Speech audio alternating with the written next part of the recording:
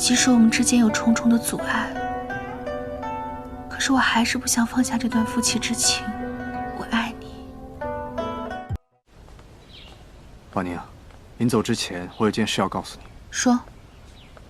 我此次来都城见到高妙容了，她就在韩同仙身边，你要小心提防。你爱见谁见谁，跟我说什么？我是被迫见她的。婉宁，难道你已经见过她了？跟你有什么关系？哎，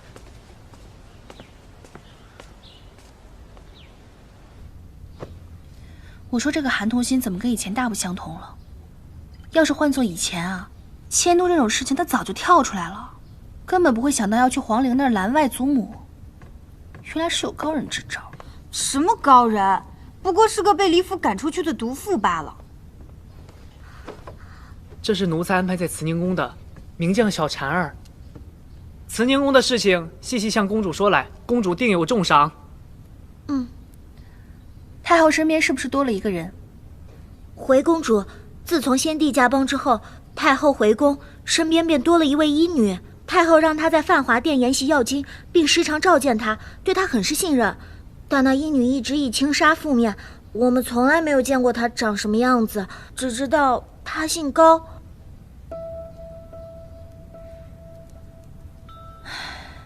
这个高妙容，竟然一直藏在宫里。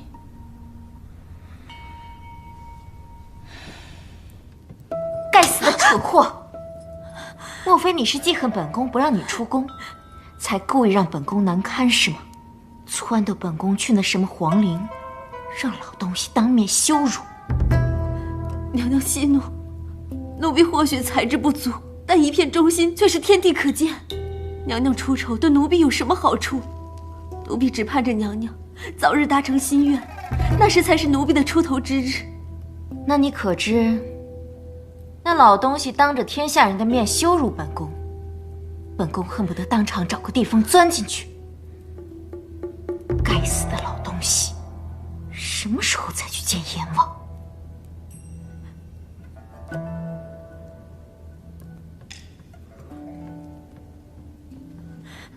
回禀娘娘，靖海侯在御花园相候，说是有事请高姑娘商量。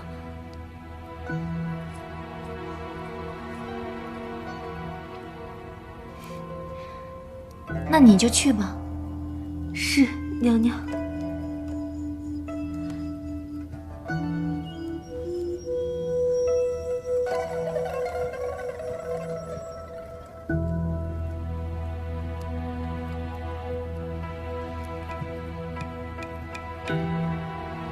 娘娘，您说奇不奇怪？这靖海侯有事单独找他，不找娘娘。难不成他们两个私底下早就背着娘娘勾搭在一起了？他敢！我倒要看看这两个人私底下有什么见不得人的勾当。走。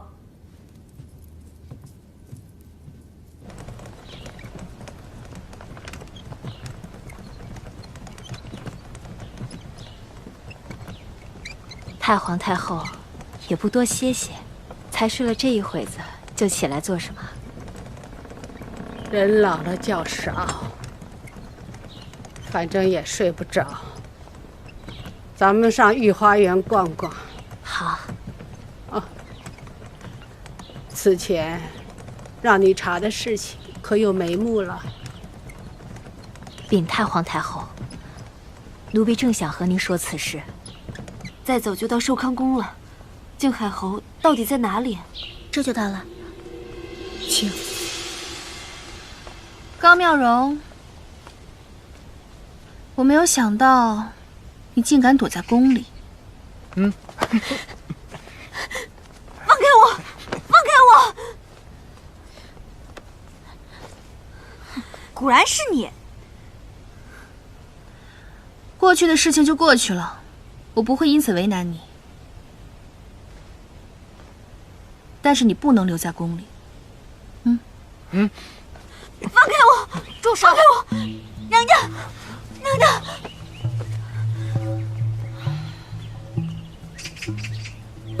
你们都干什么呢？都起来吧。谢太后娘娘。回太后娘娘，此人一肚子坏水，心狠手辣，还曾经陷害过公主，罪大恶极，断不能留在宫中。你是个什么东西？什么时候一个奴才也配到本宫面前来说话了？他从前是个什么样的人，本宫不知道。但本宫流落在外的时候，是他救了本宫和安儿。本宫想要留一个恩人在宫中，有何不可？谁敢再动，本宫就要了他的脑袋。秦客，起来，拖走。等等，娘娘住手！江宝宁，嫁出去的女儿泼出去的水，你凭什么管宫里的事儿？除了他，你要用谁我都不会管。本宫爱用谁就用谁，你管得着吗？咱们试试。自己家中鸡犬不宁的，倒有心情管别人的闲事儿。夹着尾巴跑到都城来，不安安分分的做人，倒跑到宫里来作威作福，而且还管起了本宫的事。本宫的事也是你管的，这是本宫的地盘，你怎么不回到锦溪去啊？还不是因为你男人不要你啊？这事与你何干？怎么跟我无关了？你好歹也是宫里出去的人，你丢人那就是我丢人。就你跟李谦假模假式那个样子，还能哄得了谁？也就太皇太后不知道，她可真是个老糊涂。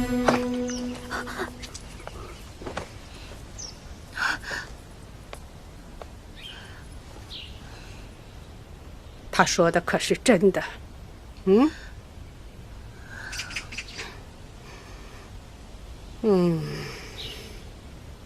看来是真的了。皇祖母，江宝宁和李谦早就闹翻了。住口！你也知道宝宁是宫中出去的人，宝宁的脸面就是宫里的脸面。你身为太后，竟如此糊涂，还不回你自己宫中去？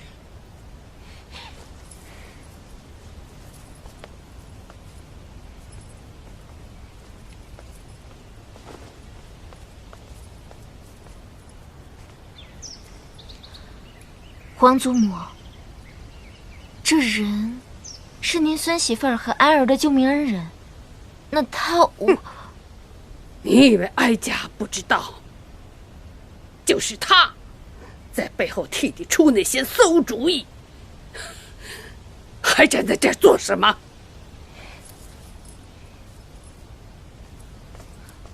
娘娘，娘娘，来人，把他给我压下去！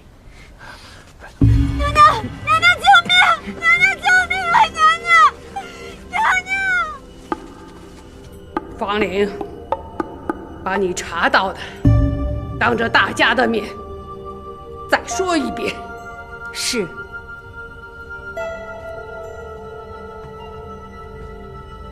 你叫高妙容是吧？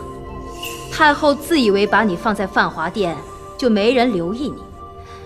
可是一个医女不住在太医局，反而常往来于慈宁宫，这本就奇怪。太皇太后早就派人去查你的底细了，你胆大妄为，敢对公主不轨，被赶出李府后，竟然混入宫中，给太后出主意，让她忤逆太皇太后。这种人留着就是祸害，拉出去杖毙。是。来人！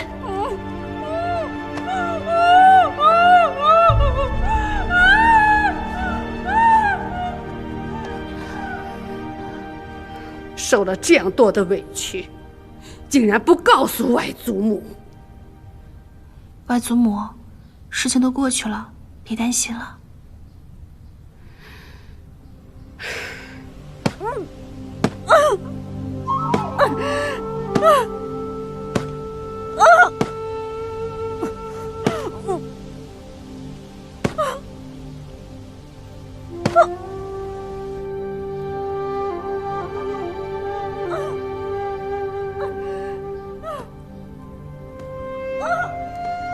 快有晚膳了吧？告诉厨房，晚上哀家吃斋。是。顷刻，领你主子回自己房里用膳吧。是。外祖母，那高妙容就这样私刑处置了？慈宁宫那边怕是有话要说，这传出去对您声名多不好啊！哼，哀家还怕了慈宁宫？什么声名不声名，哀家还能带进棺材里去不成？世上竟有人敢这样害你，连迁都的事他都敢干预，哀家绝不轻饶。外祖母，您听这外面的生气儿都弱了，这再打下去，就真的要死在寿康宫了。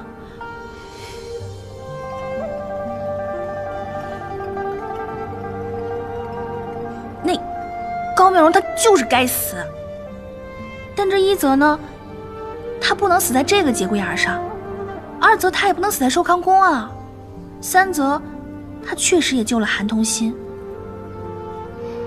要不是他，安儿恐怕都不在这个世上了。先帝殉国而死，那高妙容也算是为先帝留下一点血脉，不是？就留他一命吧。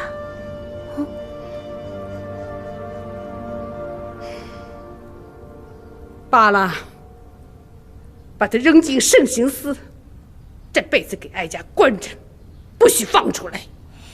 是。你这孩子太过善良了，这样你这辈子会吃亏的。有您这样的外祖母，能吃什么亏啊？哀家保不了你一生啊。说说吧，跟李谦是怎么回事？一五一十、原原本本告诉外祖母。要是再敢瞒着，外祖母可就真恼了。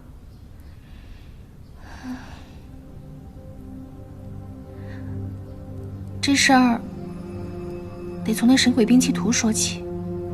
太皇太后口谕，此生你不得离开此地。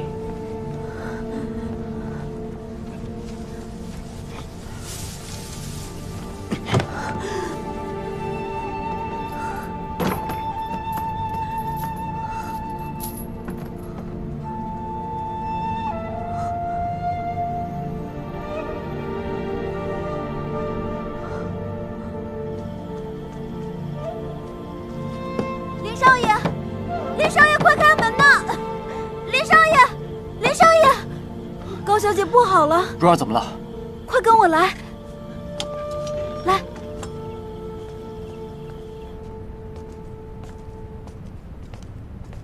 林公子，太后娘娘知道你们情深意重，才偷偷让我带你进来探视，最多只能一炷香功夫，千万注意时间，不然要是给太皇太后知道了，咱们都得倒大霉。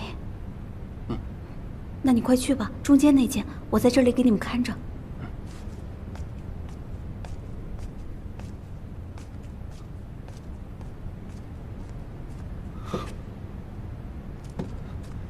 蓉儿，蓉儿，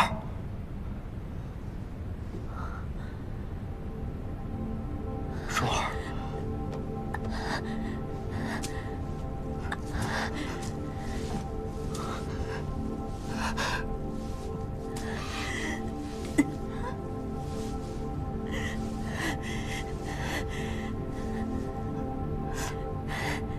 雷哥，人都说太皇太后菩萨心肠，可怎么会这么对你？这不怪他，这都是我咎由自取。曾经我对李谦执迷不悟，做下了错事。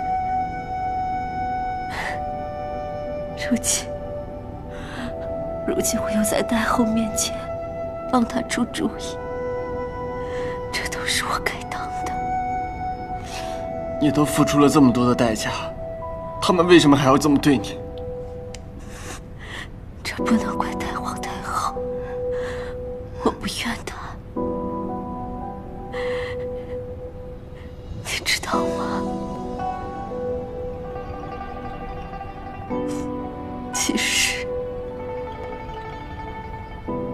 一直都羡慕江宝宁，羡慕有人爱他，护着他。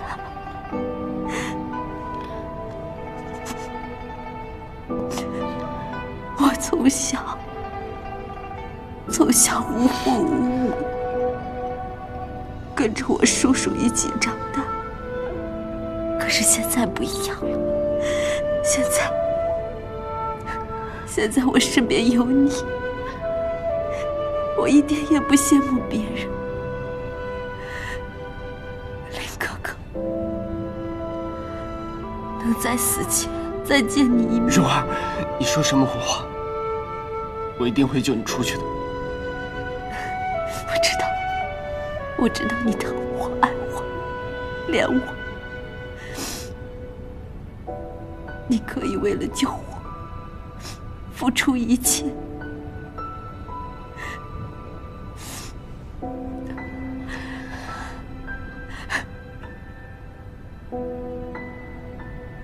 这辈子我做的最后悔的事情，就是没能早些和你在一起。等来世，我一定好好回报你给我的爱。蓉儿，我不要来世，我只要这一世。我不许你死，我一定会救你出去的。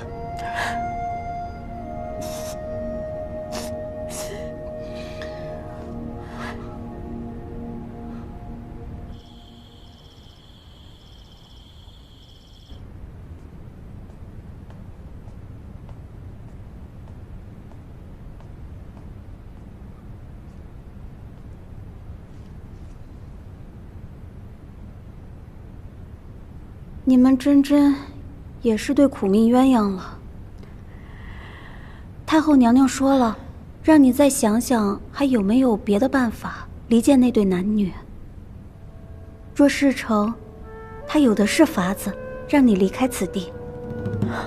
到时候，用一具无名氏的死囚尸体代替你，你就能和心爱之人远走高飞了。娘娘此话当真？现在就看你怎么做了。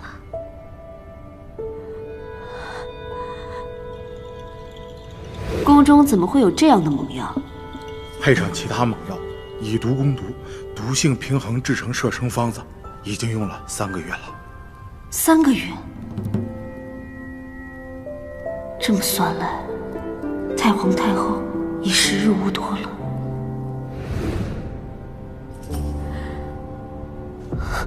我有办法了，快说来听听。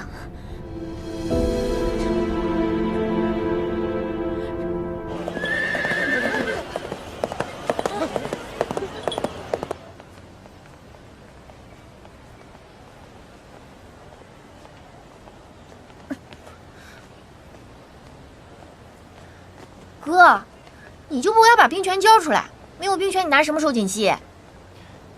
放心，我自有安排。那嫂嫂呢？你怎么没带她回来？我军营还有事儿，我先走了。跳！哎，跳！哎，肯定没把嫂嫂哄好。笨蛋大哥！看好，把壳子剥开，豆子掏出来放到碗里，壳子扔掉不要。壳子扔掉不要。珊珊，起来。哦，好了。慢点。好，停。赶紧卸货啊！小心！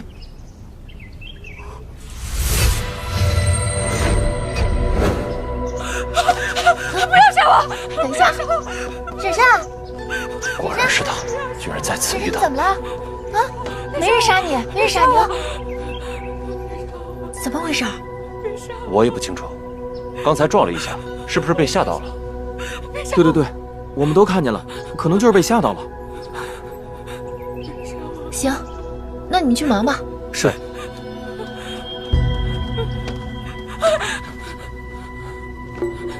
别杀我！别杀我！你看，他倒是很信任你呢。以后我就把他交给你保护了。嗯，我保护。真乖。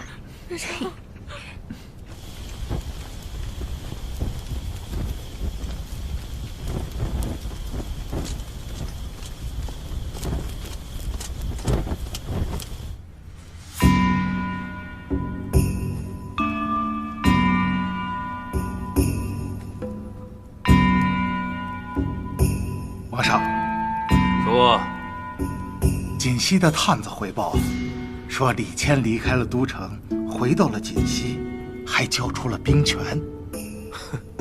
好，这些年李谦把锦溪经营得像铁桶一样，本王几次三番的出兵挑衅，他都拒不应战，害本王白跑一趟。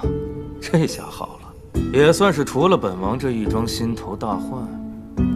啊，王上，李谦只是交出了兵权，可职位还在，说不定哪天他起复了，不如趁此机会将他……哪有那么容易？锦溪是他李谦的地盘，他自己武功又不弱，杀他哪有那么容易？王上要是信得过属下，属下替王上办理此事。王上，属下已经有了万全之策了。好，你要是能办成此事，本王为你加官进爵。王上，属下定当尽心尽力。王上，您就听属下的好消息吧。哎，等等，让本王的亲卫随行。王上，属下一人去便可呀。无妨，你且自行行事便是。你若成事，他们进可为先锋，后可趁乱夺得并州；你若失败，也可退守。切记，伺机而动。这亲卫队离开王上，那王上的安危如何是好啊？再说了，这几年暴民蠢蠢欲动，王上，请您三思啊！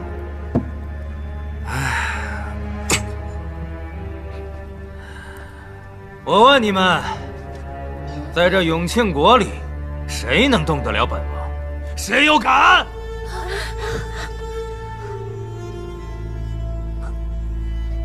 你试试，你试试。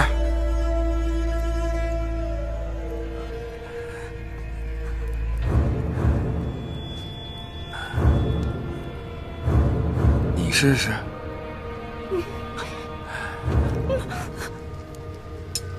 来，皇上英明神武，永庆国上下无人不服。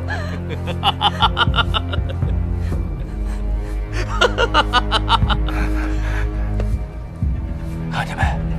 看见没？可是那个，你是说那个流落在外的杂种是吗？他自从中了你的祝由术，他和傻子没什么两样。就他现在那副德行，能掀起什么风浪？王上说的是，老奴多虑了。来，为你践行，祝你马到功成。谢皇上。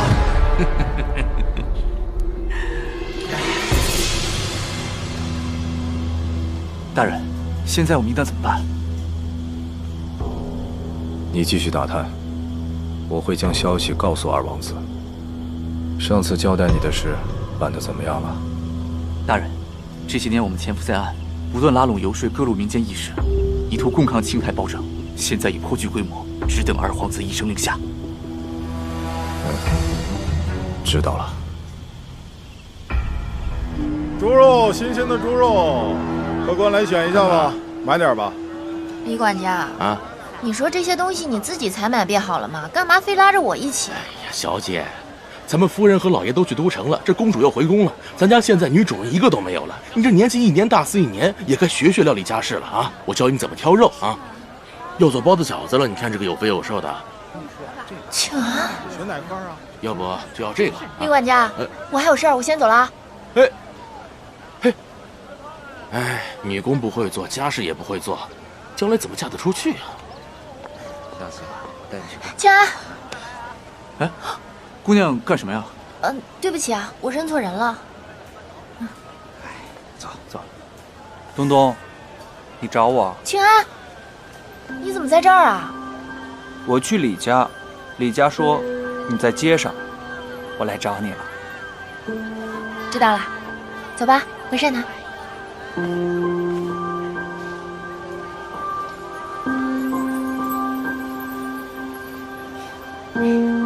真希望生活在没有战火的年代，而我只是个普通的商人，可以一直这样被你拉着。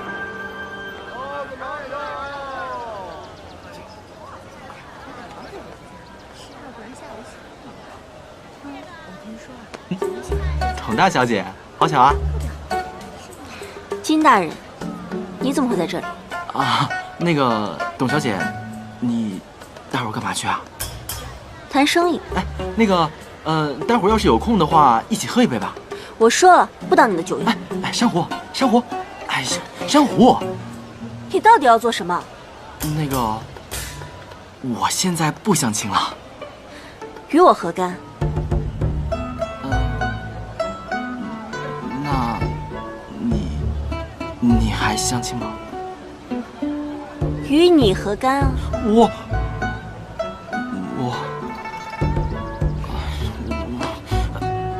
我们不是好兄弟吗？金宵，谁要当你的兄弟啊？你再说，上面再说。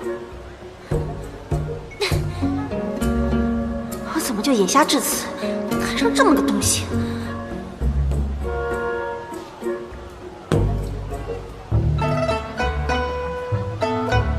这表个白怎么比打仗还难？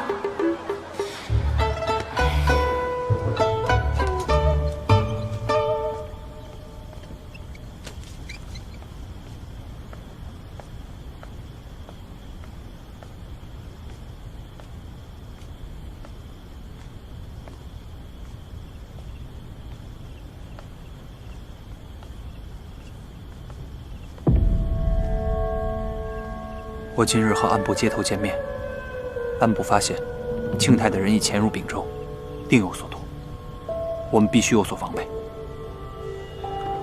二王子，我此次从永庆国赶回来，正是为了禀报此事。庆泰一门心思要对付李谦，将吴满和亲卫队都送到了秉州。庆泰之死，近年来作恶多端，民意早已沸腾，他却浑然不知。散落在民间的义士也已取得联络，达成一致。趁现在庆泰身边没人，可以一举推翻他的暴政。行，就这么办。切记，小心行事。若此番不成，只要留得青山在，便可徐徐图之。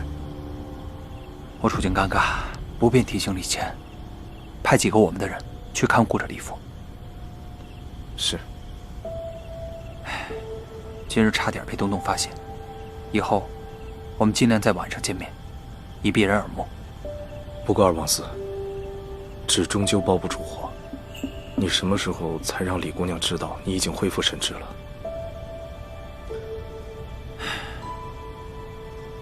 暂且不能说，我还要继续留在善堂隐藏身份。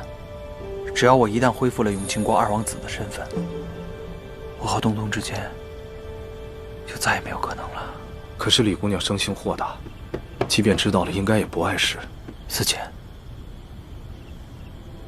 我不敢冒这个险。是。哎，老人家，您就行行好，收留下我吧。你看我有的是力气，什么活都能做。哎呀，走！我跟你说多少遍了，说不顾就是不顾。这主子都越来越少了，雇那么多人干嘛呀？哎呀，老人家，你看，我实在是渴得不行了，你能不能让我进去讨口水喝呀？你看这烈日炎炎的，我喝完水就走，成吗？行，来吧，来吧，来吧。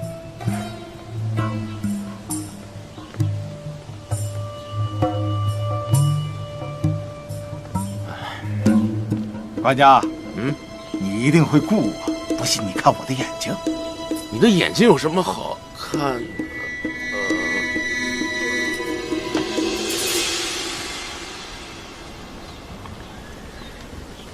近来我朝天灾人祸不断，这庆泰在永庆国可谓是虎视眈眈，我怀疑他们早晚要有异动，还是得靠你替我守住锦溪，扼住他的咽喉。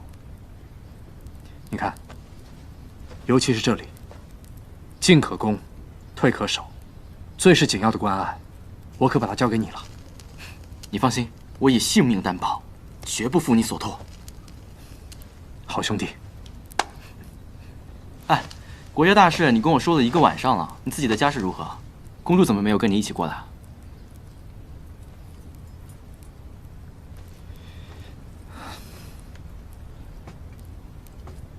哎，算了，你不用说了，我懂你。女人的心思啊，太难猜了，脾气说来就来，想哄又哄不好。哎，想讨好又没有办法。难，真是太难了。唉，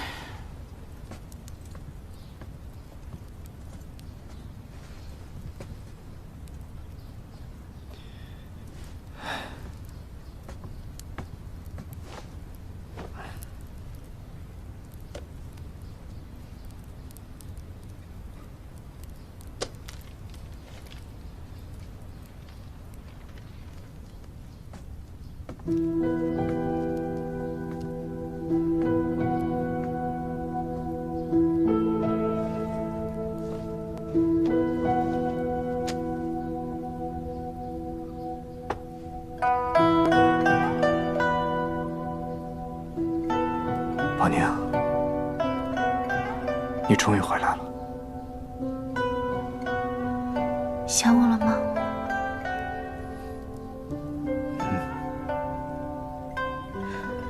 我虽然对你冷淡，可是我无时无刻不在思念你。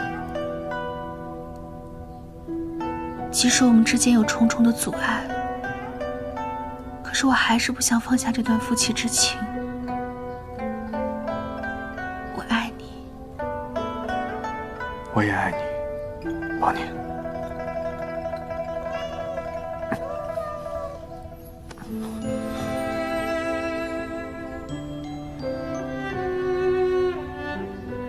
原来是个梦啊，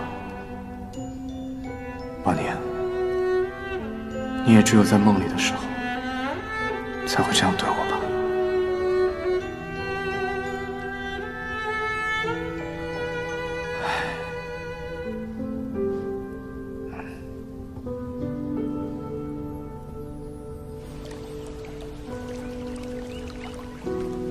到底什么东西啊？一会儿你就知道了。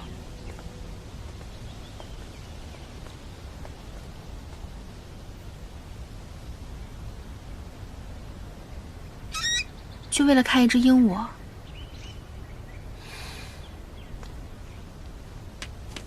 别口假戏，让人良心，这样这戏，拉心掐戏。宝宁，你还记得这首月初吗？当年你为我演奏之后，我便再也不能忘记。你误会了，那首曲子并非为你而奏。宝宁，你又何必逃避呢？太皇太后已经知道你和李乾的事了，只要你们和离，我马上就能迎娶你，让你风风光光的做我侯府的女主人。赵萧，你有没有想过，你一直忘不了我，仅仅是因为你没有得到过，而且你的执念，仅仅也只是因为你的不甘心而已。世间好女子千千万万，相信我，你只要放下你的执念，你一定会遇到你的好姻缘的。宝宁，你我就是上天注定的好姻缘。我们兜兜转转，只要你点头，我们便可以回到彼此身边。鲍宁，哪怕你对我的喜欢只有我对你的一成，我也愿意用我的一生来等你。鲍宁，我说了等你，便是等你，这一生，这一世，只要你回头。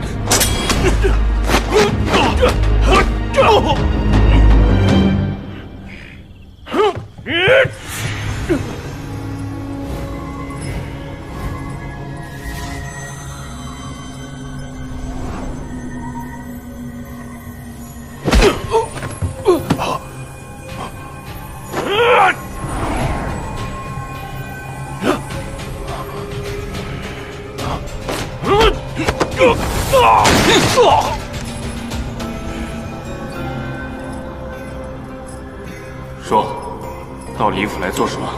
掏神鬼兵器图。什么图？神鬼兵器图，它可以做出世间最厉害的兵器，所向无敌。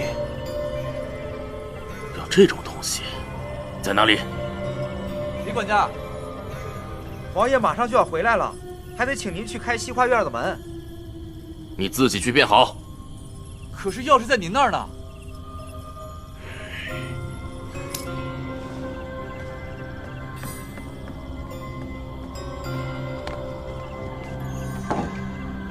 给你。您老干嘛呢？这么黑，也不点个蜡烛？少管闲事。哎，去吧。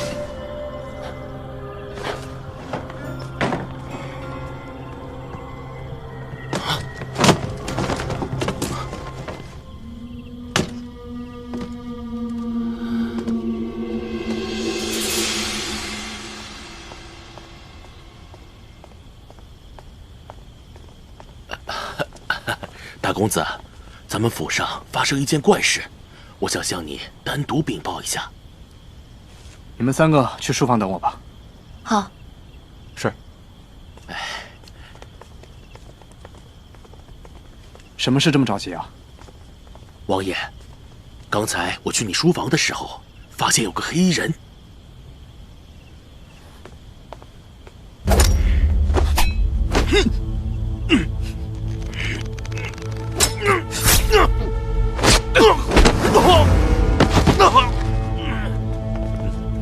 什么声音？好像是我哥。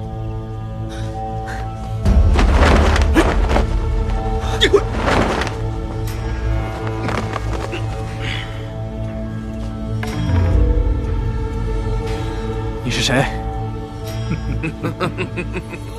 人皮面具。想不到吧？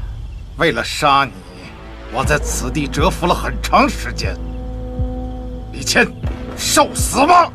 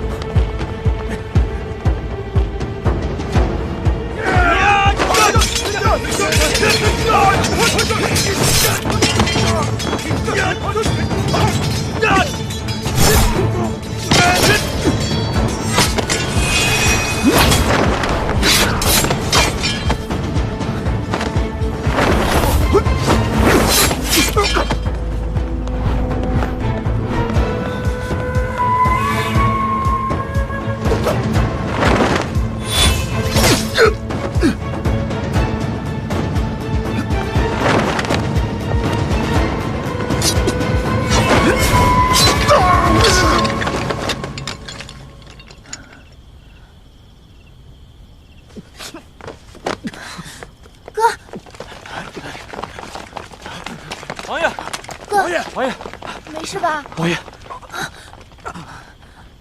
命还在，不碍事。我去请大夫。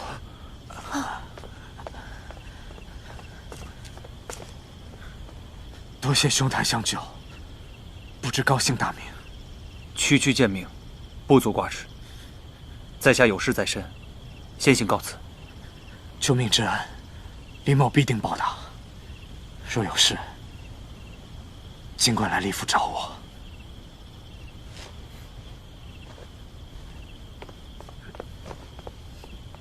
云林大哥，照顾好我哥。哥，我过去一下，马上就回来。没事吧，云林？哎，李管家呢？快去看看。好。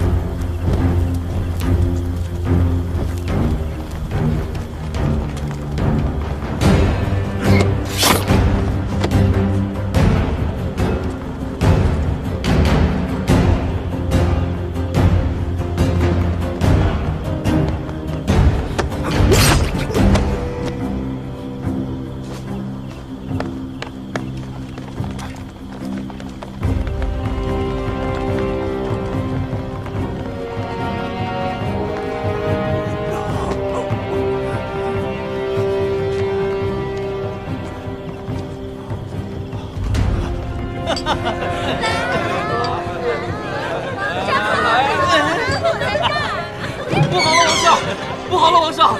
王上，不好了，王上！什么不好了？本王已经很久没听过什么不好的事儿了。正好，大伙儿都在这儿，说给大伙儿听听，听个新鲜。外面杀进来了！说什么呢你？谁？多少人？到哪儿了？属下根本来不及去清点，人数很多，有面熟的，还有近几年被通缉的那些要犯，都在。哦，还有4000。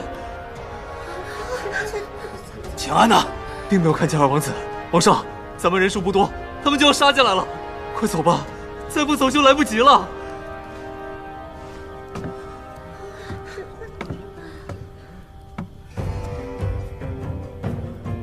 走，是。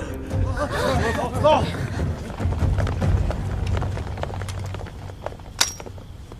散开吧，若有行动，我会再次召唤你们。是。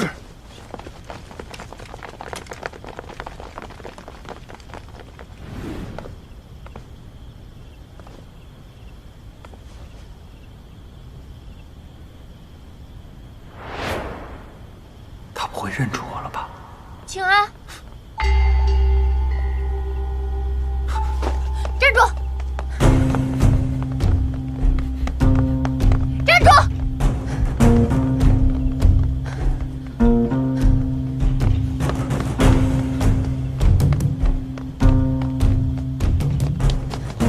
庆安，你给我站住！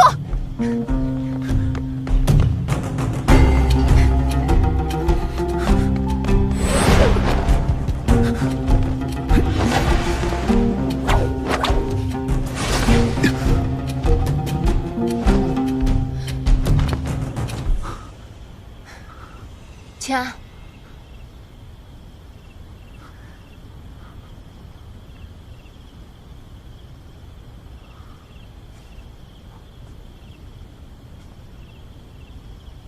东东，对不起。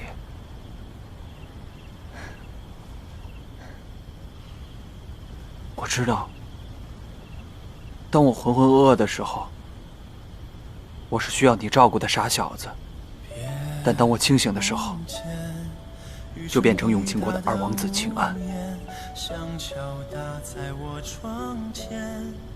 当你知道我恢复的那一天，就是你要离开我的那一天。只因没有人看见，当你停留的一瞬之间，我实在是不想有那样一天。你知道，你什么都知道是吧？你考虑过我的感受吗？有时候，我真的宁愿自己一辈子傻下去。闭嘴！好在故事还没到终点，希望还有一线。命运或许会慈悲一点，尚未虚度流年。好在爱情还没到终点，你还在我心间，安安静静享受着。这才是我想要的。个傻小子。你知道，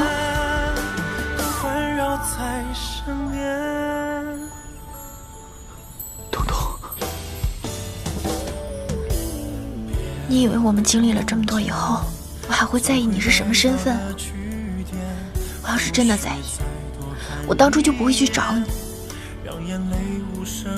庆安，你是傻小子也罢，你是永庆国的二王子也好，在我心里，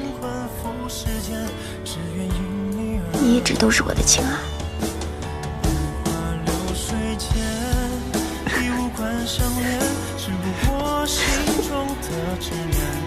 我不怕有梦难以实现，我只怕有天醒来回到起点。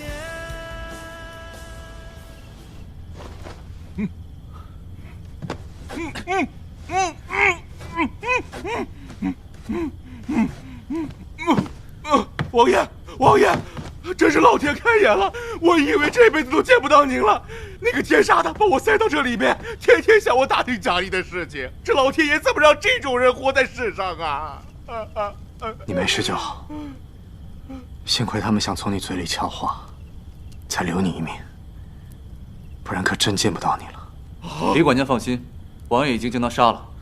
啊，这就好，还是我们王爷厉害。啊，王爷，你受伤了？是那个挨千刀的干的吧？把他尸首找出来，我要捅他17把刀，为王爷报仇。我已经派人把尸体扔到乱葬岗了，野狗会替咱们报仇的。那就好，那就好。王爷，大夫来了。哎呀，这伤可是险中又险，若是再偏上半寸呐，正中心口。哎呀，大罗神仙也难救了。哎，都怪我不小心中了那贼人的道，这才让贼人有机会暗算王爷。看来需要多加派些人手才可以了。我那儿有几个好手，要不要安排给王爷？罢了，我这不也没死吗？都回去歇着吧，送大夫出去。哎，是，哎。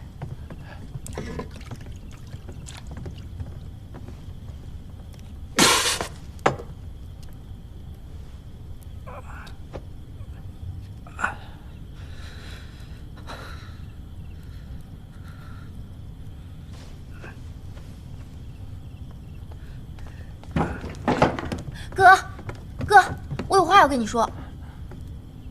方才救我的人可是你？对，是千安救了你。不过我要说的不是这个，哥，我要跟千安在一起。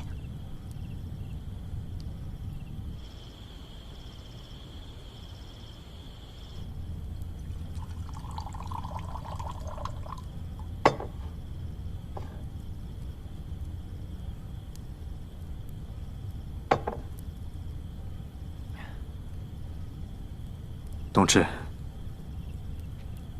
你当如何面对父亲？还有你，你又当如何面对如今剑拔弩张的穆安国和永庆国？一旦两国交战，你们俩又当如何自处呢？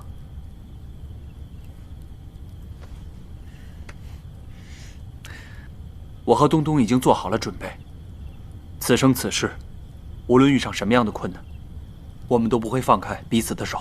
对，我已经认定了他，不管遇到什么事，我都要和他在一起。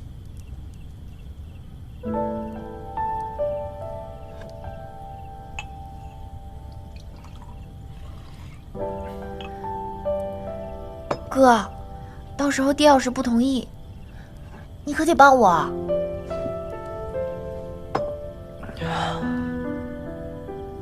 哥答应你。真的？你看，我就说我哥会同意的吧。王爷受伤了，让王爷早些休息吧。啊，好，哥，那你先休息啊，我们先走了啊。哎，照顾好我妹。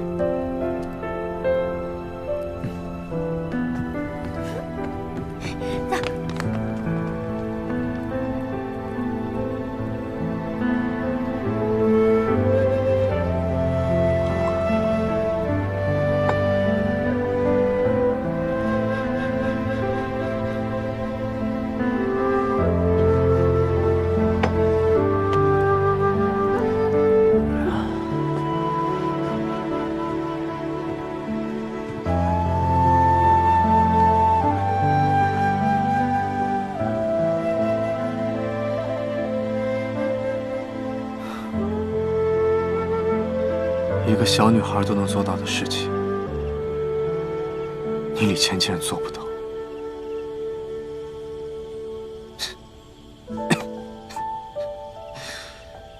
荒唐至极。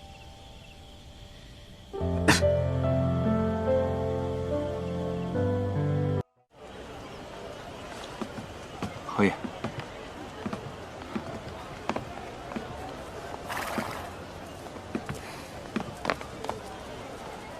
有劳侯爷相送，就到这儿吧，我自己进去便是。好，依你。若是有什么需要的话，换我便是。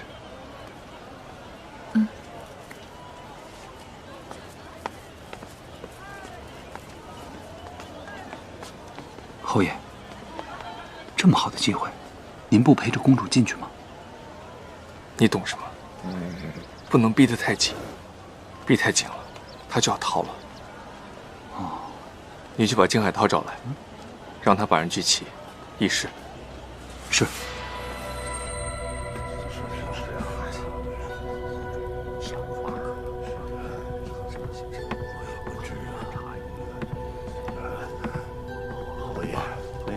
侯爷，侯爷，诸位大人，快快请坐。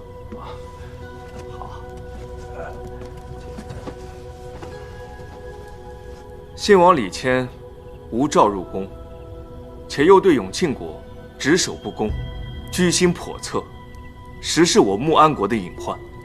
诸位都深知，如今陛下年幼，本侯又是赵家宗室，理应为陛下分忧。今夜请诸位大人前来，就是想商议商议明日大朝会之事。本侯到底还年轻，还请诸位大人不吝赐教。侯爷，您太过自谦了。侯爷为了穆安国鞠躬尽瘁，劳苦功高。依下官浅见，李谦为了追回妻室，没有奉诏就敢入宫，便是自寻死路。咱们只要在这一条重罪上参死了他，他便难以翻身。只怕嘉南公主不会善罢甘休。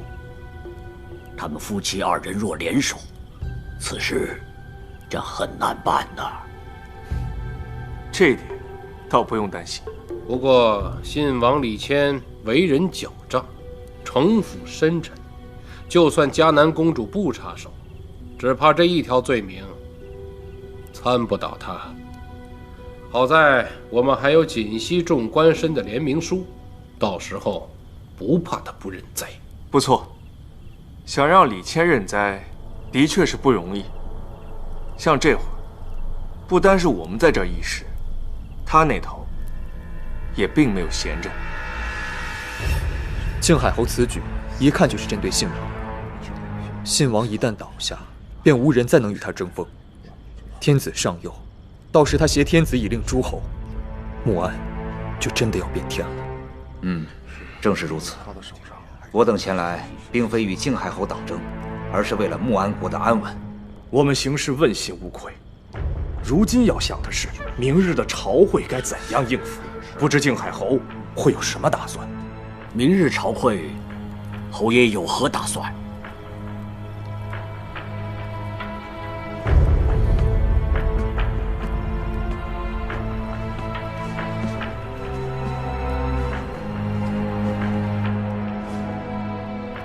迁都什么？迁都？诸位大人不必担心，若非有万全的准备，本侯也不敢提出这样的意见。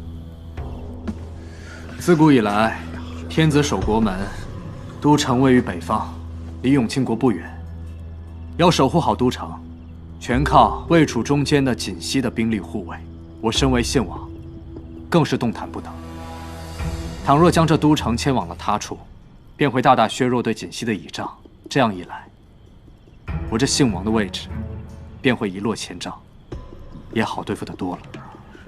可是，王爷是如何知道他要迁都的？他这些日子都在都城忙碌，拜会的官员不是工部便是户部。试问还有什么样的事情，既要置我于不利之地，还要花钱如流水，大兴土木呢？更何况，他还约了彭翰林。此话怎讲？彭翰林德高望重，行事一向是一根筋。如今年事高了，怎么反倒迂腐起来？他既不管钱财，又不管营造，为何靖海侯还要找他呢？自然是要以他为喉舌，为迁都之事发声。这迁都乃是大事，如今物价上涨，国库紧张，恐怕拿不出这个钱来呀。李大人说的没错，这些年来，各地不是水患便是地冻，都城也还未从那场浩劫当中恢复过来。但诸位可别忘了，还有一个地儿，物产丰饶。我愿将赋税的80%交之于国库，望户部和工部促成此事。待迁都之后，户部将不必操心国库之事，我自有万全之策。究竟是何策？对呀，此事体大。明日之事，还望诸位多多协助，为穆安国除奸佞，为天下百姓谋福祉。为穆安国，为苍生，我等定当全力以赴。下官告退。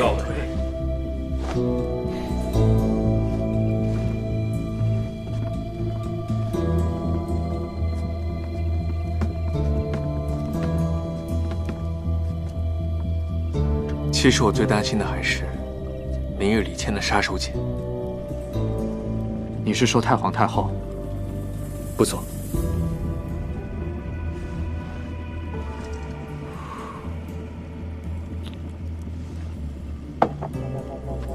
太皇太后历经4朝，她说的话确实比谁都管用。不过这些年来她身体抱恙，我不想让她太过于操劳了。况且，万一有什么闪失，保宁一定比谁都难过。原来你是为了公主。可如此一来，明日的朝会恐怕会更为艰难。难就难，我李谦什么时候怕过了？真有此事？千真万确，信王和靖海侯都已经紧锣密鼓了。快，让夫人准备官服备轿，我要进宫。老爷，这么晚了，宫里早就落了药，又没有传召，您这么进去，怕是要落人话柄啊！都火烧眉毛了，还顾得了这些？快去，快去！是。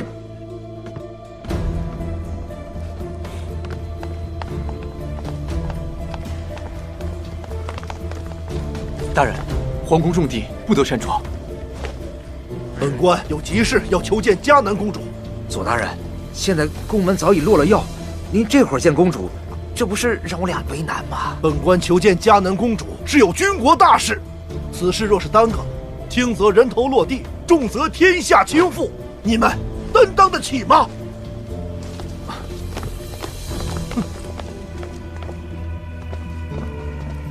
公主，左大人求见。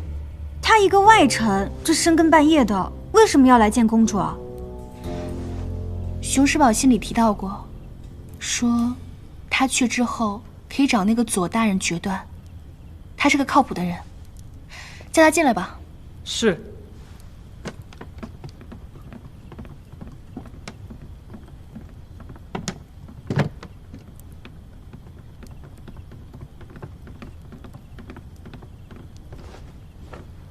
臣叩见公主，臣不顾礼仪漏夜前来，实在是有天大的急事。连日来，信王和靖海侯私下联络群臣，聚众密议。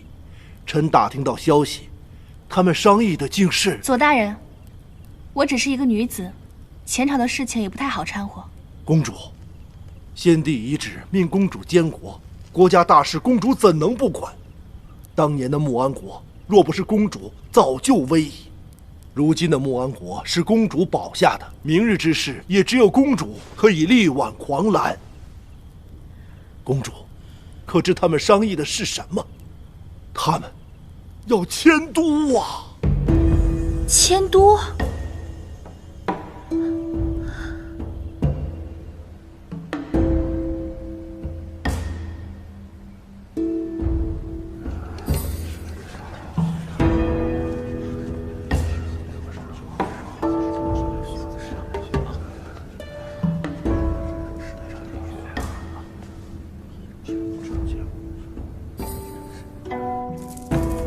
公主，亲惠将军来了。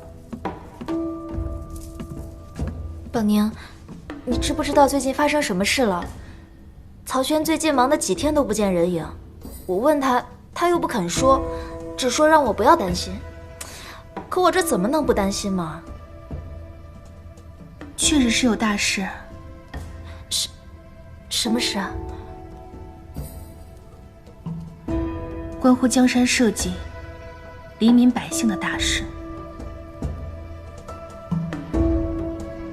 皇上驾到！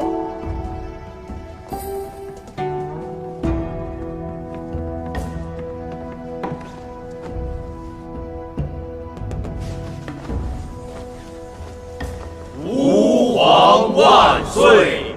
众卿平身。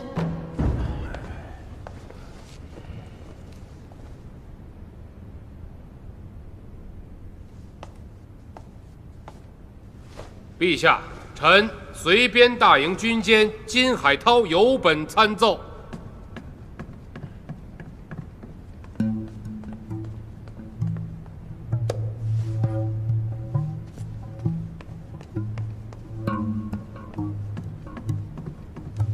陛下，臣参信王李谦为了追妻，置国事本职于不顾，无诏私自入宫，目无王法，藐视君上。臣恳请陛下重罚，以正国体。陛下，李谦是外姓藩王，手握重兵，无诏入宫，形同谋反，还望陛下从重处罚，以儆效尤。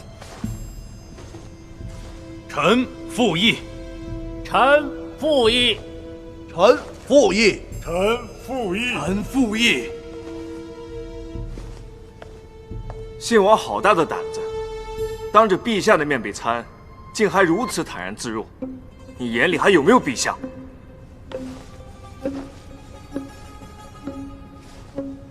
臣眼中只有陛下，只在乎陛下所言，其余宵小谗言，犹如蝇蚊扰耳。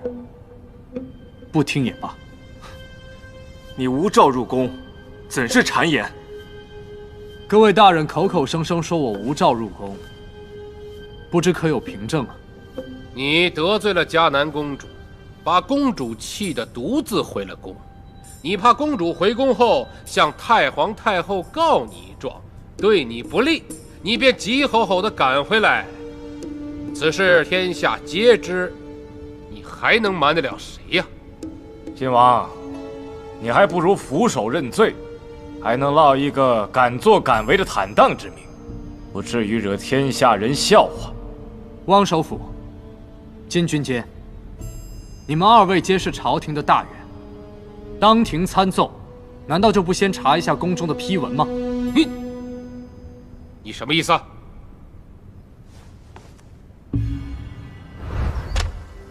有备无患吧。此次入都城，不宜引起太多人的注意，我单独出发。你快马加鞭将这份奏折送给陛下，其余人等先回李家待命吧。好。众卿误会了，信王的奏折早已到朕的面前，他是要进宫叩谢封赏，所以无诏入宫之说，并非实情。谢陛下替臣澄清。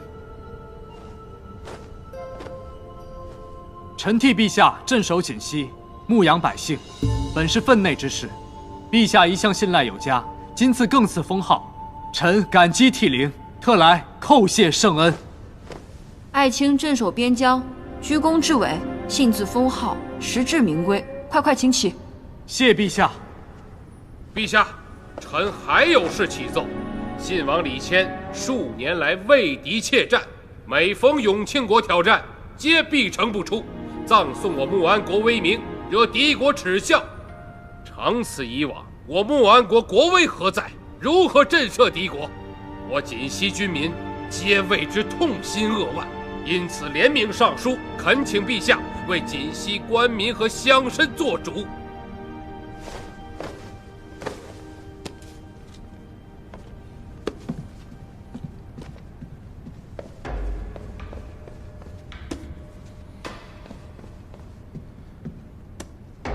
在联名书上签字的，共计131人，上至四品大员，下至有德乡绅，无一不是恳切落笔，望陛下明鉴。我锦西男儿皆是热血男儿，不能因为信王一人渎职而受奇耻大辱。信王，你有何话说？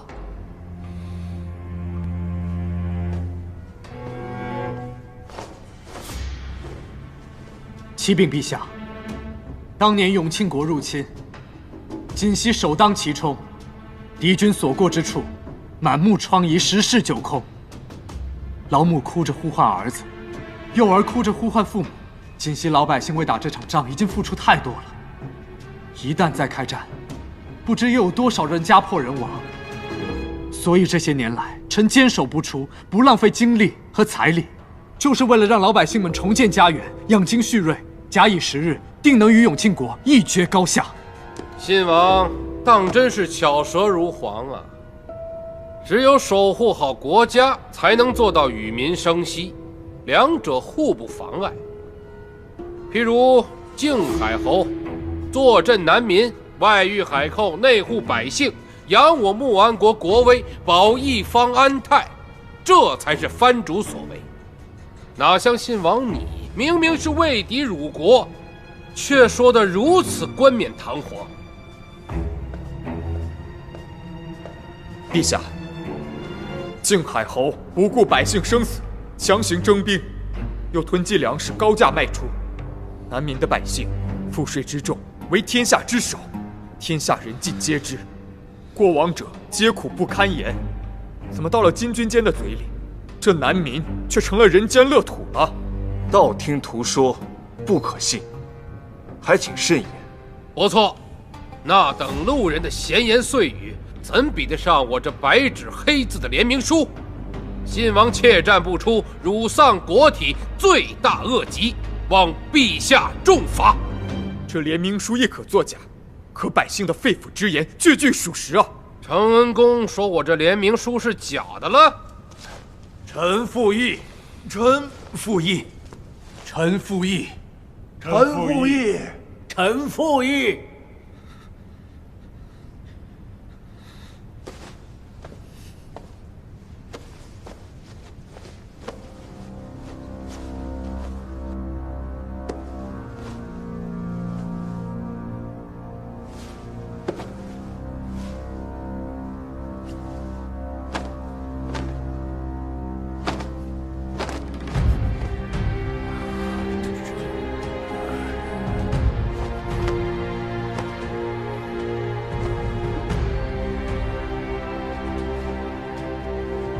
臣身上伤痕无数，身上的每一道伤，都是在战场上留下来的。如若臣真的是窃敌，还会有这些伤吗？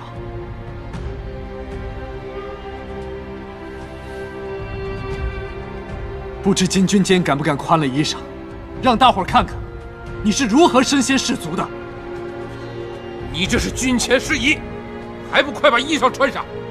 临战对敌，不是靠耍嘴皮子；忠君爱国，也不是靠耍嘴皮子。我李谦是拿这条命来杀敌，是拿这条命来爱国的。我身上的每一道伤，都是我李谦的拳拳爱国之意。军前失仪是我的错，我认；窃敌辱国之罪，我不认。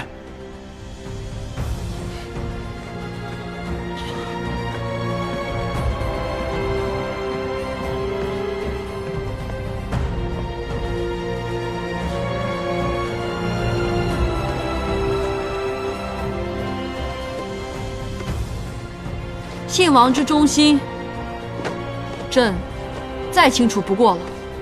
当年先帝驾崩之时，朕还小，各位大人都瞧见了。若信王真的有不轨之心，恐怕朕早就不在这个位置上了。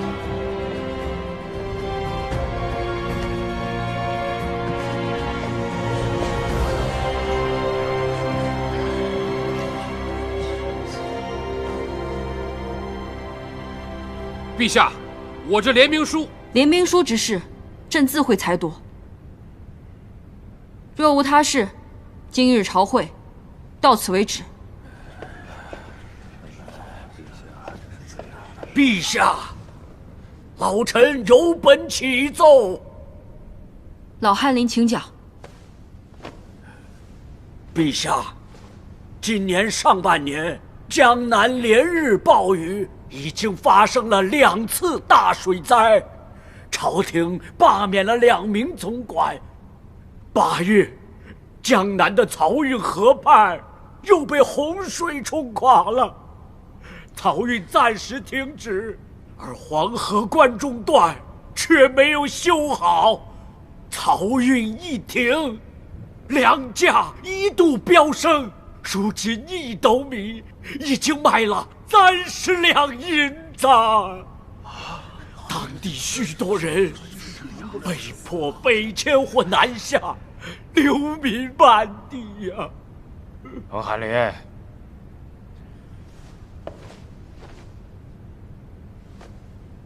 你到底想说什么？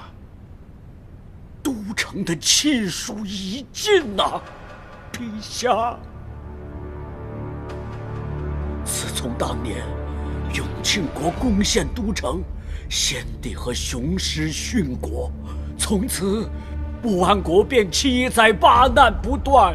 如今国库已经捉襟见肘，都城的百姓苦不堪言，怨声载道。再如此下去，只怕永庆国还未来犯。我穆安国已经亡了。为君之计，只有迁都。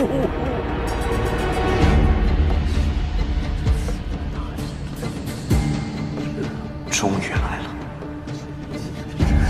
彭翰林，都城是高祖皇帝所定，岂是你说迁就迁？彭老翰林，都城乃国之复兴，迁都之事劳民伤财，不可轻易。都城离永庆国太近了。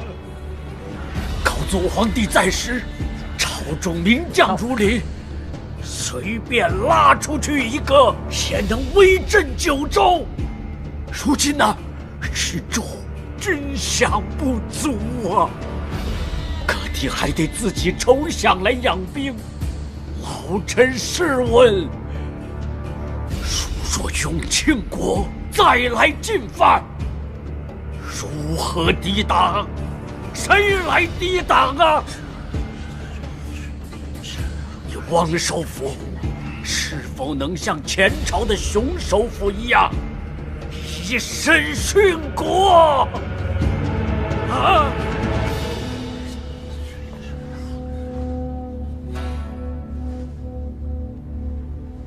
彭老翰林，已是将要致仕之人，尚如此为国筹谋，着实是令我等感佩。不知彭老翰林以为，这新都该迁往何处为好？平川。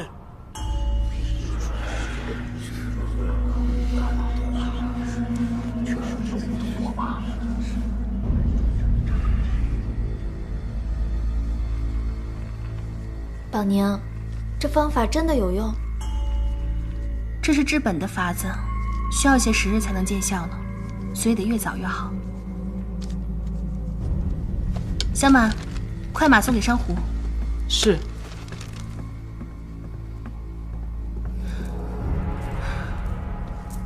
你就先回去吧，等我消息。嗯。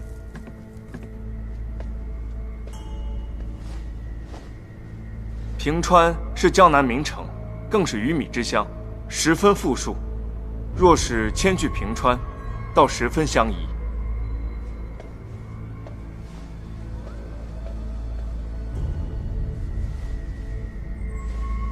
再说信王如此切底，当年永庆国杀入逼宫之事，恐怕还会重现。为了陛下的安危着想，迁都平川确实更为稳妥。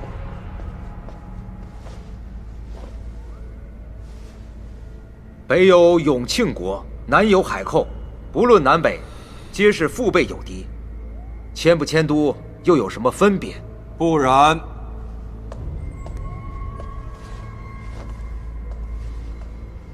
靖海侯抗匪卓有成效，南方一派清宁，陛下大可放心。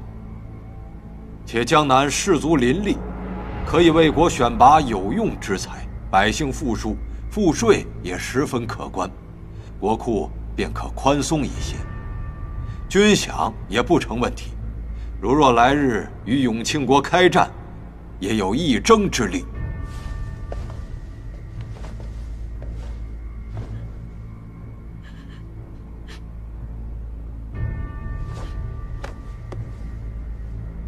老臣叩请陛下迁都。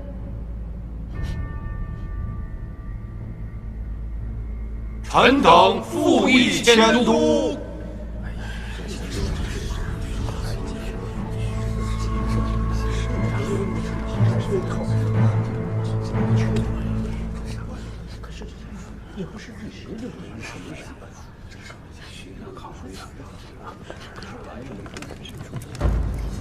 哪个要迁都？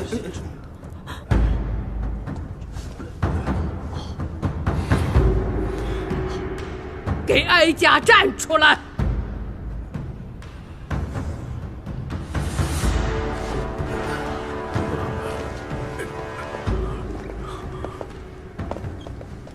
老祖宗，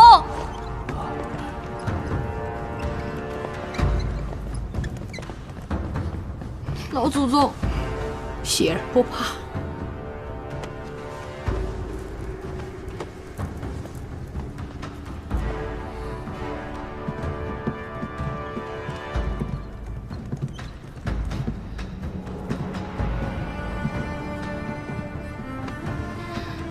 皇帝，咱们的臣子大多是好的，可也有些个人嘴上打着江山百姓的旗号，干的却是为自己谋私利的勾当。这样的人，皇帝今日也需认得一认，知道这世上什么样的人都有才好。各位大人，以往迁都之朝，大多不久便灭亡，极少数迁都成功的，也都是在国泰民安、民心安稳之时。此时我穆安国元气尚未恢复，百姓也才刚开始安居，此时迁都，极不利于民。再者，永庆国还没有打过来，大家就自己吓自己，吓到落荒而逃的程度。这样做才是真的有损国体。即便日后真的迁都，此地留为陪都，那么谁去新都，谁留在陪都？新都的官员又如何安置？与江南的士族如何共存？平川地境难民，到时候走了永庆，又来了海寇。如果陛下落到海寇手里，诸位大人怎么向殉国的先帝交代？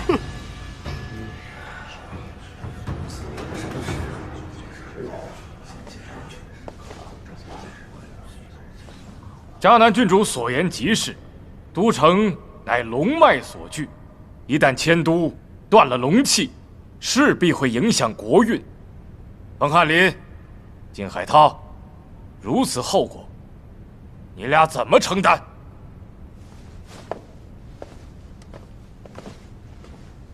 陛下，太皇太后、公主，请听老臣一言，这都城一定要迁呐！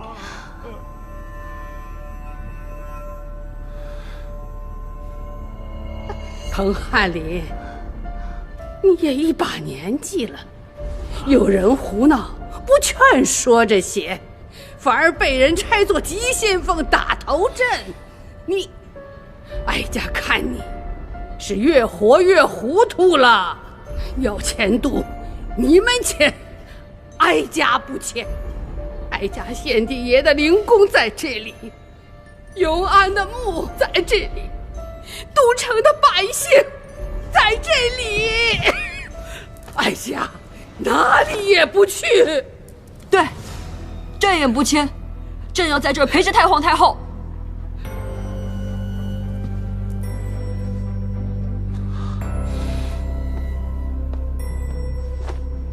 太皇太后，陛下，迁都之事实在是为了穆安国的长久治安之计，若不迁都，之前的事情重演，没人能承受得起。住口！哀家以为你是个好的，不成想今日也出此狂语。外敌在侧，就该想法子打退外敌，不想法子对付永庆国，遇上点事就要迁都城到平川，那平川再遇上点事，是不是就要迁都到南闽呢？臣不敢。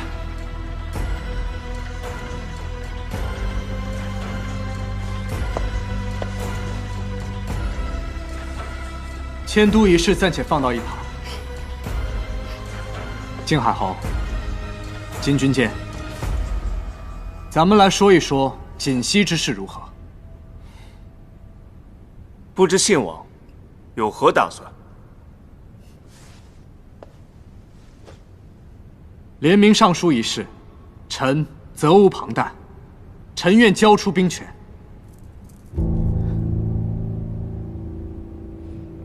交由金军监暂统兵马，镇守锦溪。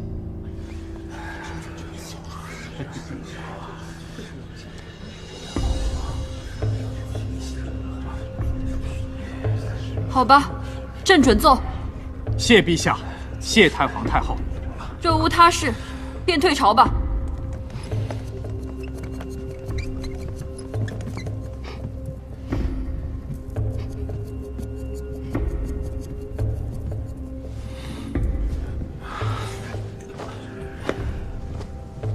恭送陛下，恭送太皇太后，恭送公主。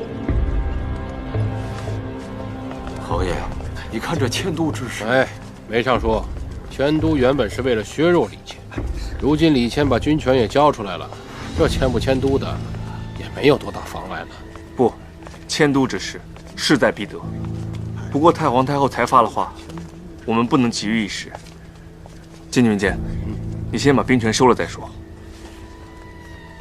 彭翰林，这事还需要您老人家再处理。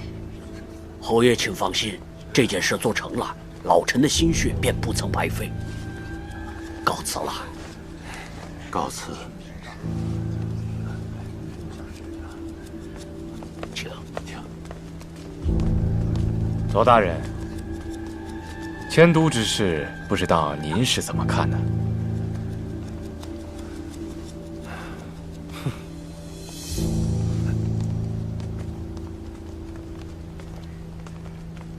李兄，您早就决定用兵权来平息迁都的事情了吧？若不扔出个大骨头，怎么能止住犬吠呢？信王为保都城，不惜献出兵权，实在叫人佩服啊！没错，兵权乃天下第一实权，说让便让，信王不愧为大丈夫。这不，也是没有办法的办法吗？让各位大人见笑了。来，请。请。废物，全是废物！那靖海侯口口声声说可以替本宫扳倒李谦，全是骗人的。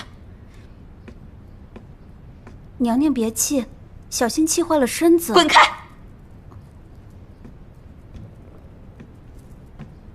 娘娘，您消消气。这谁曾想，半路会杀出个太皇太后来。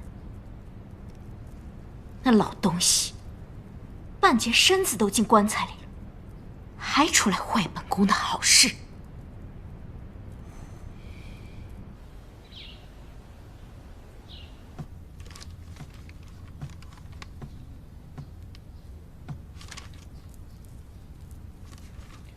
你来做什么？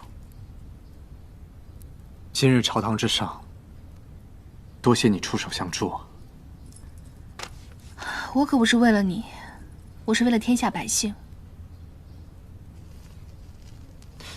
你先下去吧，我有些话想对公主说。不许走，就在这儿待着。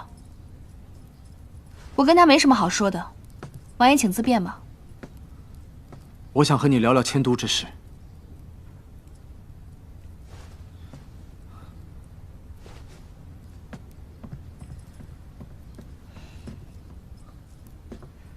既然是正事，王爷请说吧。我今日交出兵权，只是权宜之计。赵孝他们今日暂时退权，随时都会再提的。我已经给董小姐写信了，让她找人先运一批粮食到都城，先把梁家稳下来再说。梁家只是其中之一。赵孝他之所以想要迁都平川，最根本的原因，就是为了扳倒我。赵孝确实跟之前不太一样了。也不是，是我们都变了。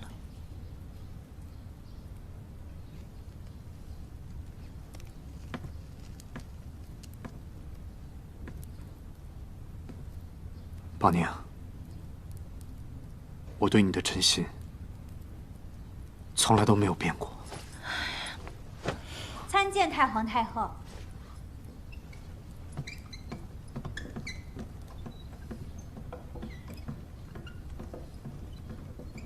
外祖母，外祖母没有打搅你们吧？瞧您说的。拜见外祖母。免了，免了。哀家知道你们关起门来是商议正事，迁都的事万万不可。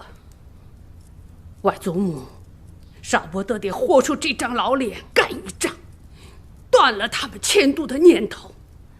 不行，我不同意您这样做。你知道外祖母要如何做了？知不知道都不重要，反正我就是不想您辛苦。哎呦，您就安安心心在宫里享福，其他的我们自己想办法。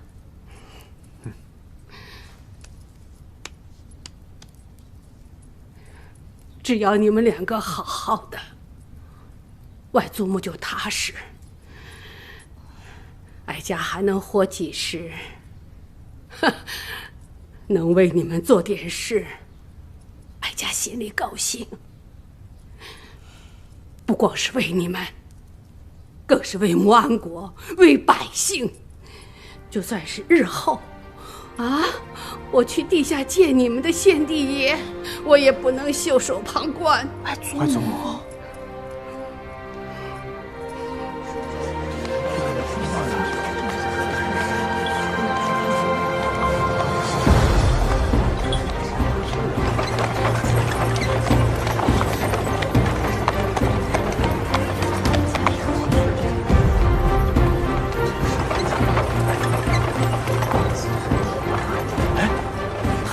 这是要去哪儿啊？没看到车上的白幔，这恐怕是要去皇陵。我听我三舅连襟的表哥的妹夫说，这宫里的人说要迁都，太皇太后不许，宫里人非说要迁。这太皇太后气脸，说要跟先帝爷说理去。若真是迁了都，在都城里就咱们这些老百姓，岂不是没人管了？就是，不行，走走走，咱们跟太皇太后一道去。走走。二祖母，这人是越来越多了。咱们只做咱们的，老百姓心中有杆秤，他们知道自己该怎么做。是。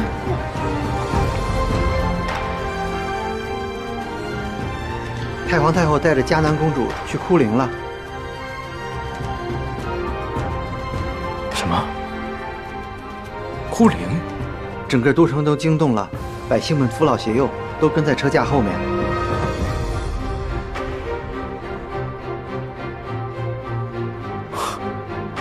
好，太好了！这看来不愧是太皇太后啊。姜还是老的辣。哦，快去把我的素服拿来，再通知其他人。我们一定要赶上太皇太后的车驾，快去！自天子以至于庶人，一是皆以修身为本。其本乱而末治者，否矣。陛下恕罪，老奴有急事禀报。什么事？回禀陛下，太皇太后驱车离宫，为迁都之事前去哭陵了，而且不仅有嘉南公主，就连信王也一道去了。朕猜这一定是姑姑的主意。我穆安国有这对夫妻护持，陛下可以安心成长了。今日就先将这篇温书，臣先告退了。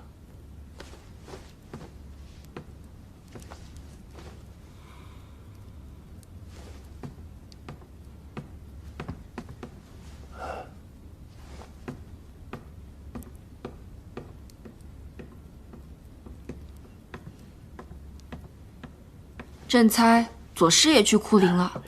陛下知道为什么太皇太后去哭陵不带着陛下？嘉南公主一同前去，也不告知陛下。还有，左大人也离开陛下，独自前去吗？因为这是小孩子啊。不是的。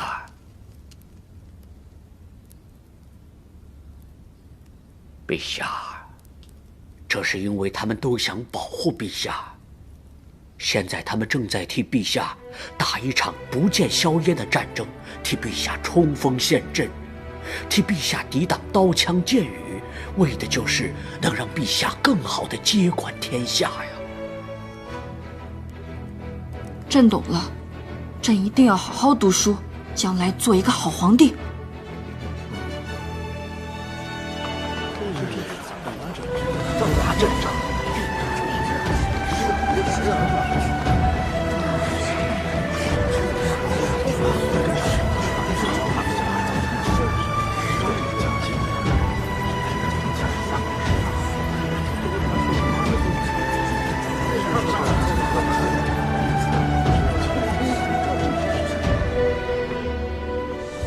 滚开！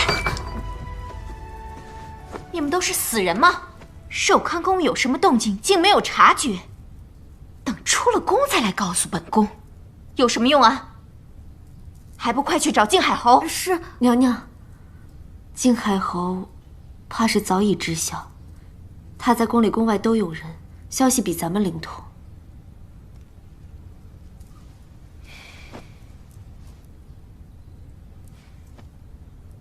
那本宫现在就只能在这儿等靖海侯的消息了，是吗？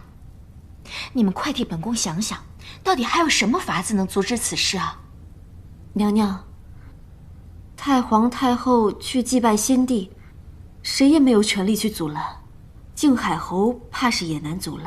娘娘，您是太后，如果您能前去，不管使个什么法子，只要能把太皇太后劝回来，这才是解决此事的唯一办法。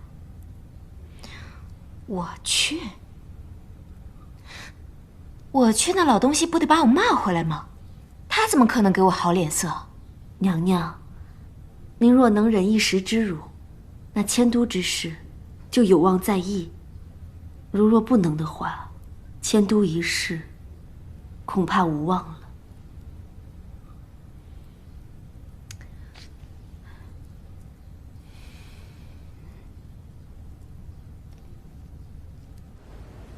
我的先帝爷呀！你睁开眼睛看看吧，这是你治下的都城，西有锦溪，可居外敌；南有南民，沃野千里；东有渭水，天下利行。这是我穆安国人经营数百年的都城啊，那是京城千里，天府之国呀！陛下，你在位的时候，都城安居乐业，户有余粮，国泰民安，3000繁华，尽毕于此。可惜而今，有那些奸臣贼子，贪生怕死，为谋私利，要迁都城于平川呐！这当真是要迁都吗？这是哪个不开眼的提的？真不是个东西！就是啊，真不是个东西。对呀。要不，属下把梅尚书和彭翰林他们叫来。太皇太后库灵是魏王人，库他的夫君，他们来有什么用？明明是朝堂中的事，却偏偏不能用朝堂手段，真是可恨。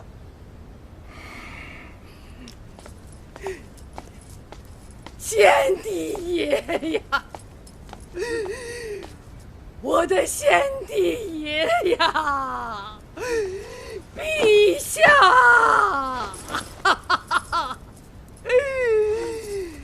陛下。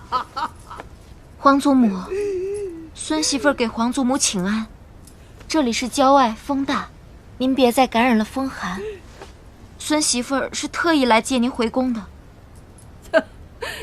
在宫中，哀家都没见太后娘娘给哀家请安，如今跑到这荒郊近邻之处给哀家请安，哀家承受不起。皇祖母，不是孙媳妇儿不来给您请安，是您说免了的。哀家让你做什么你就做什么嘛！啊，那好，哀家让你不要迁都，你就不迁了吗？既做不到，就不要在这虚情假意，万民都看着呢。你不嫌丢人，哀家嫌丢人。起开！先帝爷呀，你在天之灵看见了吧？你的子民世世代代生活在这里，这里是他们的家，他们的根呐！迁都，迁都！如若迁都，你让他们可如何是好啊？哀家老了，左右不过是个死。我恨不得一头撞死在这里，去地下陪先帝，陪我的先帝爷，也不愿老死在平川呐！外祖母您息怒，您保重身子啊！还请太皇太后息怒，我等诚在人在，誓不迁都。我等诚在人在，誓不迁都；诚在人在，誓不迁都；诚在人在，誓不迁都；诚在人在，誓不迁都。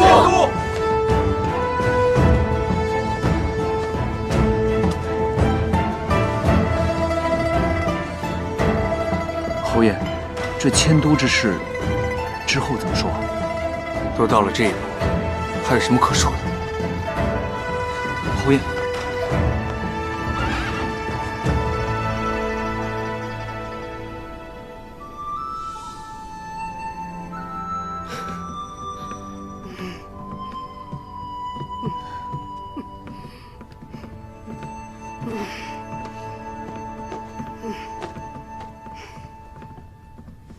慢点。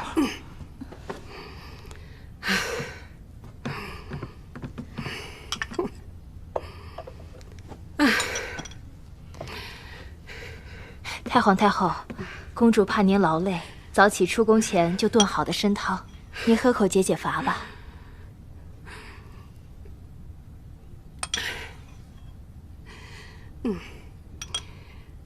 这还是上回谦儿送来的玄参吧？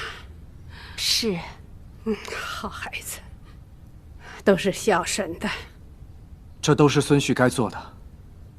这一次全仰仗外祖母，如今万众一心，不管是太后还是靖海侯，都不敢再提迁都一事了。哼，就是要堵住他们这条路。哼，过来，宝宁，别难过。啊，外祖母不过是嚎了几嗓子，这算什么呀？累不着。哀家就是要做出样子，给他们看看。是宝宁没用，不该让您受苦的。这算受什么苦？哀家在深宫数十年，什么样的事情没经历过？哼，这点事情算什么苦？别难过了。宝宁，外祖母劳乏这半日，你让她老人家好好歇歇吧。行，外祖母您先歇着，等您醒了我再来看您。好，不许再哭了啊。外祖母，我也要先回锦溪完成兵权交接之事，可能下午便要动身，就先拜别外祖母了。好，你是个胸中有丘壑的孩子，哀家不多嘱咐你什么，只是万事要小心。谢外祖母。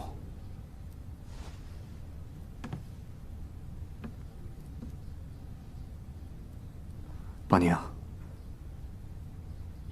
你送送我可好？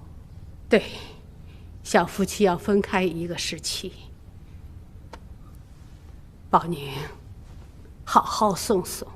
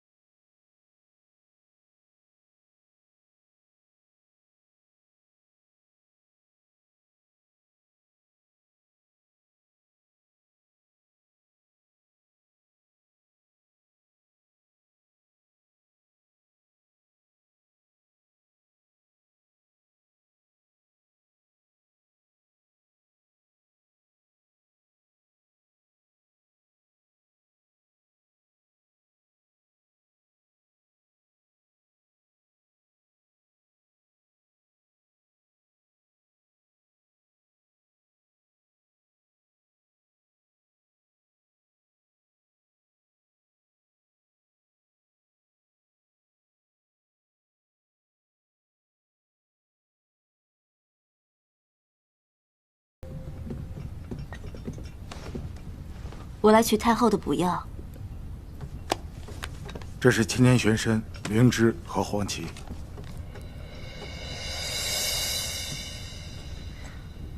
宫中怎么会有这样的猛药？这小的不能说。不能说？你当我不知道这猛药的毒性吗？信不信我今日就告诉太后？万万不可呀！寿康宫不让我们说。寿康宫不让说？莫非跟太皇太后有关。配上其他方子，以毒攻毒，毒性平衡，制成舍生方子已经用了3个月了。3个月，用了3个月了。这么算来，太皇太后也时日无多了。